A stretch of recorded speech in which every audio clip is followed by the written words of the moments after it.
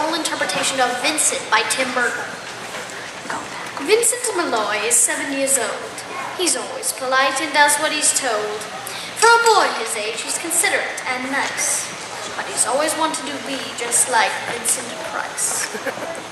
He doesn't mind living with his sister, dog and cat, though he'd rather share a home with spiders and bats. There he could reflect on the horrors he's invented, and wander dark hallways alone and tormented.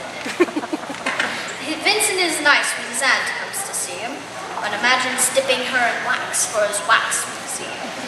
He likes to experiment on his dog, Abercrombie, in hopes of creating a horrible zombie.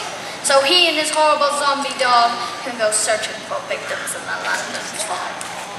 His thoughts aren't always a ghoulish crime. He likes to paint and read to pass some of the time, while other kids read books like Go, Jane, Go. Vincent's favorite author is Edgar Allan Poe.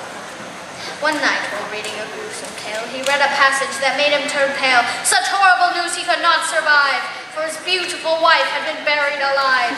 He dug out a grave to make sure she was dead, unaware that her grave was his mother's flower bed. His mother sent Vincent off to his room. He knew he'd been banished to the Tower of Doom, where he was sentenced to spend the rest of his life alone with the portrait of his beautiful wife. While alone and insane and deceased in his tomb, Vincent's mother burst suddenly into the room. If you want, you can go outside and play. It's sunny outside and a beautiful day. Vincent tried to talk, but he just couldn't speak. The years of isolation had made him quite weak. So he took out some paper and scrawled with a pen. I'm cursed by this house and can never leave it again. His mother said you're not cursed and you're not almost dead.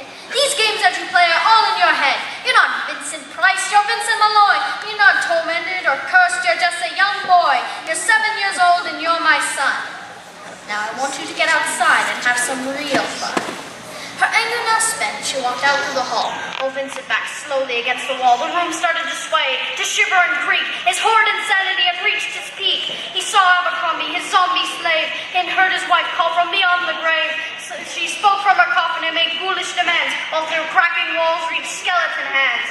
Every horror in his life that crept through his dreams swept his mad laughter to terrified screams. To escape the madness, he reached for the door, but fell limp and lifeless down on the floor. His voice was soft and very slow as he quoted the Raven from Edgar Allan Poe. And my soul from out that shadow lies floating on the floor, shall be lifted nevermore. Wow!